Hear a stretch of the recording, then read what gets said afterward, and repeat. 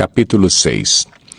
Quando Sambalate, Tobias, Gesem, o árabe, e o restante de nossos inimigos souberam que eu havia reconstruído o muro e que não havia ficado nenhuma brecha, embora até então eu ainda não tivesse colocado as portas nos seus lugares, Sambalate e Gesem mandaram-me a seguinte mensagem: Venha, vamos nos encontrar num dos povoados da planície de Ono. Eles, contudo, estavam tramando fazer-me mal.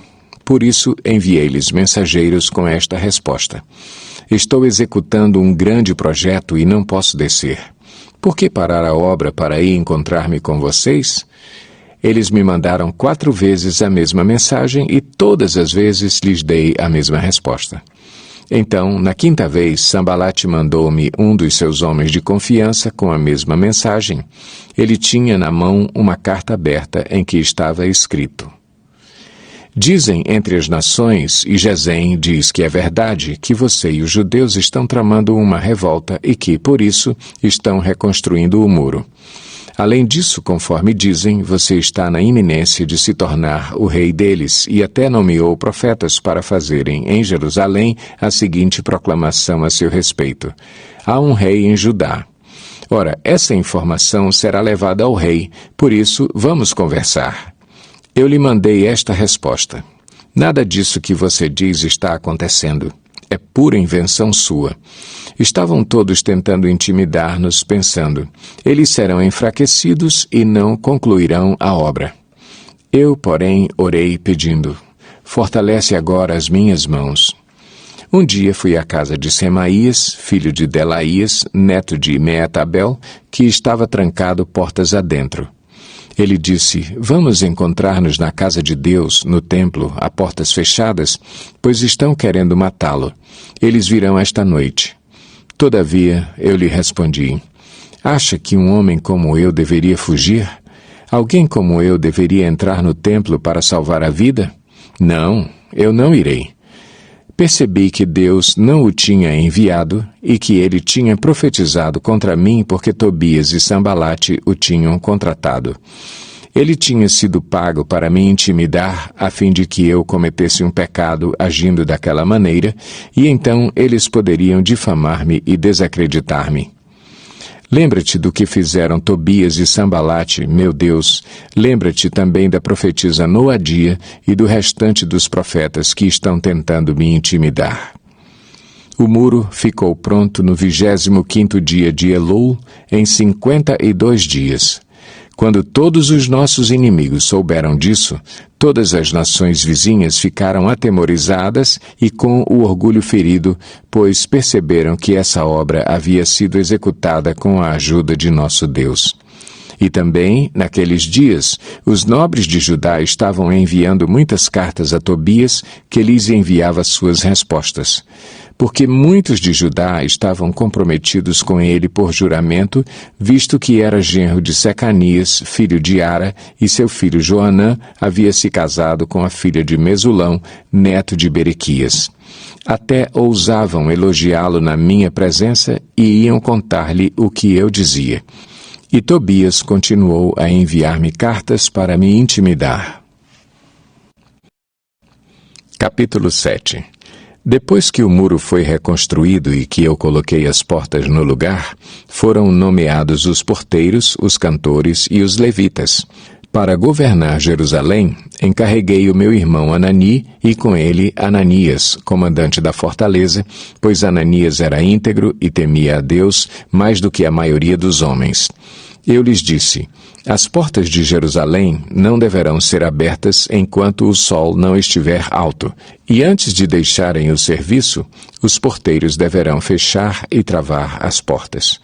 Também designei moradores de Jerusalém para sentinelas, alguns em postos no muro, outros em frente das suas casas. Ora, a cidade era grande e espaçosa, mas havia poucos moradores e as casas ainda não tinham sido reconstruídas. Por isso, o meu Deus pôs no meu coração reunir os nobres, os oficiais e todo o povo para registrá-los por famílias. Encontrei o registro genealógico dos que foram os primeiros a voltar. Assim estava registrado ali: Estes são os homens da província que voltaram do exílio, os quais Nabucodonosor, rei da Babilônia, havia levado prisioneiros. Eles voltaram para Jerusalém e para Judá, cada um para a sua própria cidade, em companhia de Zorobabel, Jesua, Neemias, Azarias, Raamias, Naamani, Mardoqueu, Bilsã, Misperete, Bigvai, Neum e Baaná. E esta é a lista e o número dos que retornaram pelos chefes de família e respectivas cidades. Os descendentes de Parós, 2.172. De Cefatias, 372. De Ara, 652. De Paate-Moabe, por meio da linhagem de Jesua e Joabe, 2.818. De Elão, 1.254. De Zatu, 845. De Zacai, 760. De Binuí, 648. De Bebai, 628. De Asgade, 2.322. De Adonicão, 667. De Bigvai, 2.067. De Adim, 655. De Ater, por meio de Ezequias, 98. De Azum, 328. De Bezai, 324. De Arife, 112. De Gibeon, 95. Das cidades de Belém e de Netofate, 188. De Anatote, 128. De Bet-Asmavete, 42. De Quiriate-Jearim, Sefira e Beerote, 743. De Ramá e Geba, 621. De Micmais, 122. De Betel e Ai, 123. Do outro Nebo, 52. Do outro Elão, 1.254. De Arim, 320. De Jericó, 345. De Lode, Adide e Ono, 721. De Senaá, 3.930. Os sacerdotes, os descendentes de Jedaías, por meio da família de Jesua, 973. De Imer, 1.052. De Pazur, 1.247. De Arim, 1.017. Os levitas, os descendentes de Jesua, por meio de Cadmiel, pela linhagem de Odeva, 74. Os cantores, os descendentes de Asaf, 148. Os porteiros do templo, os descendentes de Salum, Ater, Talmon, Acube, Atita e Sobai, 138. Os servidores do templo, os descendentes de Zia, Azufa, Tabaote, Queros, Sia, Padom, Lebana, Agaba, Salmai, Anã, Gidel, Gaar, Reaías, Rezim, Necoda, Gazão, Uzá, Pazéia, Bezai, Meunim, Nefuzim, Baquebuque, Acufa, Arur, Baslite, Meida, Arsa, Barcos, Císera, Tamar, Nesias e Atifa. Os descendentes dos servos de Salomão, os descendentes de Sotai, Soferete, Perida, Jaala, Darcom, Gidel, Cefatias, Atil, Poquerete-Azebaim e Amon. Os servos do templo e os descendentes dos servos de Salomão, 392.